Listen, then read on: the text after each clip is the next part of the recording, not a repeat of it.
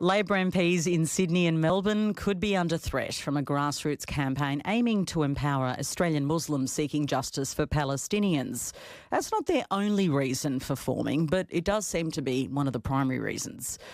The group, called the Muslim Vote, says it will put forward candidates at the next election with seats in their sights in Western Sydney, held by Cabinet Ministers Tony Burke and Jason Clare, and also in the inner Melbourne seat of Wills. Now, that seat is held by Peter Khalil, the Labor member for Wills, and of course he's also under threat from the Greens, so he's kind of got a double barrel going on there, and I want to welcome him in the studio, which is my favourite place to welcome anyone. Welcome. Good morning, Patricia.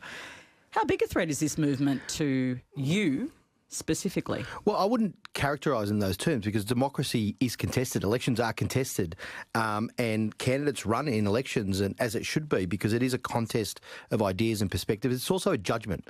People will judge our policies, whether it be the additional 25% renewals we've put on the grid, the $32 billion we've invested in housing, or our foreign policy. People will make a judgment on how that's impacted them, but as well on the local, on the incumbent and the work that, say, I've done to serve the community in my term and how I've assisted people. So people will make judgments based on a lot of things and around the contest of those ideas. But it's harder now, isn't it? It's always hard, Patricia. It's always hard. It's always difficult. Let's be frank with the audience. I'm being very frank. It's never been as hard for you. Absolutely. Every election that I've run has been difficult. It's always been a fight against the Greens mainly because the Liberals come third in my electorate. So that's nothing new for me. And I work very, very hard to represent my community, to assist thousands of people, to make a difference to their lives, to make their lives better. And that's done at the local level in support for NDIS or pensioners or taxation issues or immigration and support for refugees and asylum seekers, which I've done a lot of, but also at the national level where you contribute to shaping policies as well, whether it be our foreign policy or our climate change policy. So that's part of the job.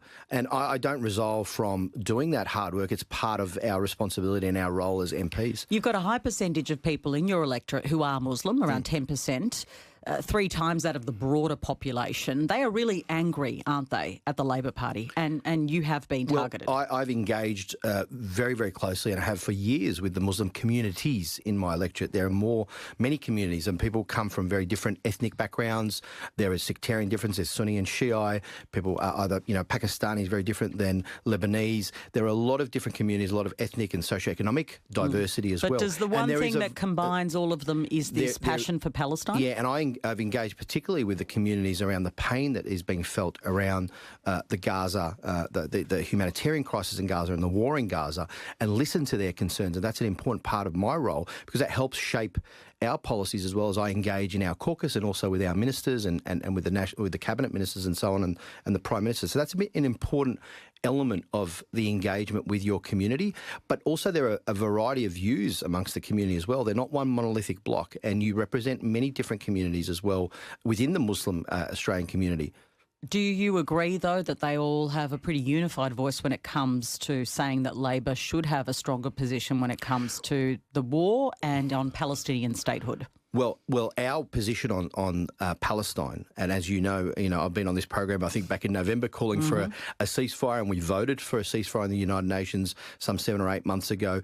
We have a position that has been agreed to by the caucus and which we've helped shape based on reflecting the views of community members as well, which I've been involved with, that we support Palestinian recognition as part of a two-state solution and a just and enduring peace. That is a principled position, but importantly, Patricia, that has included real material work on the ground to make a difference, so increasing humanitarian aid, alleviating the human suffering. The Prime Minister calling for an end to the conflict with counterparts within the international community. All of that might be true, but clearly it's still not good enough. We all want an end to the conflict. And does anyone really doubt that the government or any of us don't want to see an end to this conflict? Every effort is being made diplomatically to ensure the parties reach a ceasefire, to end this conflict. We've voted in the UN multiple times for a ceasefire.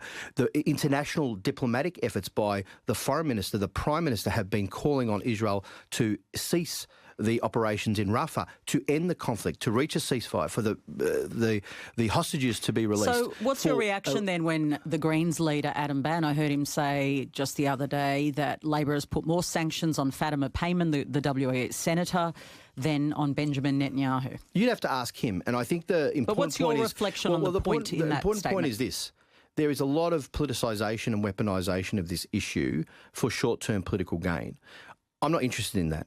I'm interested in Palestinian self-determination, Palestinian statehood and justice, and a two-state solution and peace.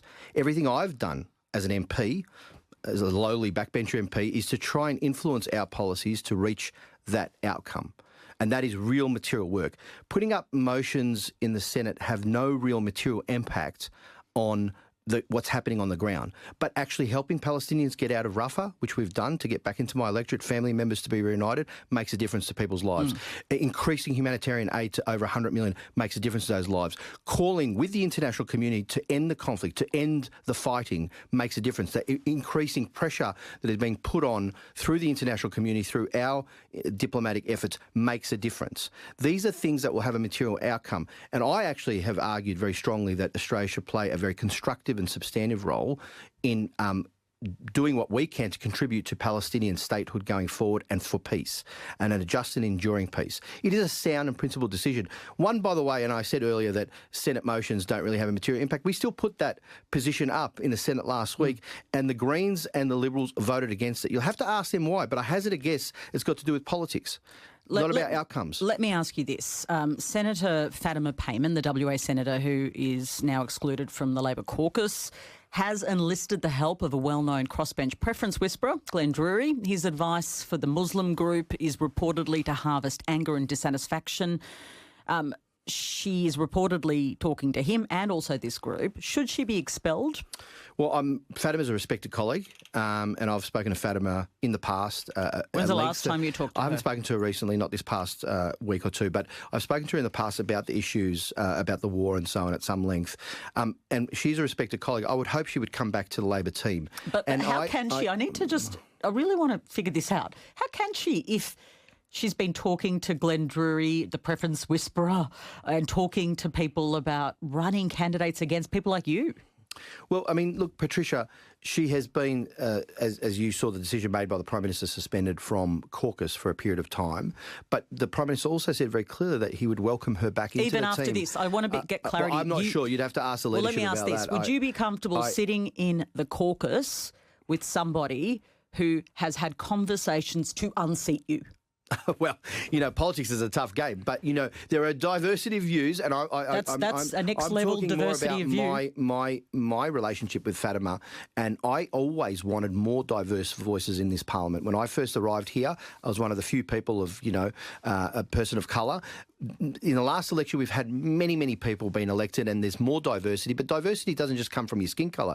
It comes from your background, your faith, your socioeconomic background. We need more people in politics, maybe to build up against the trust deficit that we get in democracy, because this diversity of views makes our politics better. Okay. With respect, you haven't answered my question, which is, given she's done this, would you be comfortable? I'm not going to make a decision about Fatima's future. Would you be comfortable sitting with someone who's been scheming against people like you retaining your seat? Are you talking about politics and scheming? Like, everyone in politics kind of does some of these types of things. Has anyone else in the caucus done this to you? I know this is going to sound strange, Patricia, but I'm probably unusual, but I forgive people if people make mistakes all the time, and it's important to forgive, and I think we should do more of that in public life as well. People do the wrong thing sometimes. I'm not perfect. I'm sure Fatima isn't. So if she has done that, it's been reported. I have not spoken to her directly, so I'm just putting it in that framework. If she has, Glenn Drury has certainly said that he's been working on this. If she were to repent and say, hey, it was the wrong thing to do, you'd welcome her back? I would love to see Fatima back in our caucus. Even after that? Well, people make mistakes all the time, and it's important to forgive people. And I think, the thing is, there's so much, pressure being put on people around these issues, so much politicisation of this. In the end, what we all want is probably the same thing, which is to end to human suffering and to end to a conflict overseas. And we're doing everything we can at the diplomatic level through being a party of government. And I think that's far more effective than running stunt motions in the Senate or, and I should say too, some of these political parties and minor parties like the Greens, you know, the spread of misinformation and disinformation, the peddling of lies, frankly, to confuse people about what has actually been done or not. I'm happy to debate our foreign policy, whether we've done enough or whether we've done too much or whatever it might be. And that's an important debate in our democracy, but it has to be based on the objective facts of what we've actually done. And unfortunately, there's been a lot of disinformation spread around these issues, and we're battling that as well. And you know this, the fracturing of the media and social media and the way the algorithms work. So again, I think we need to be a bit kinder to each other and more forgiving for each other and a better type of politics. Peter Khalil, it's been great to speak to you.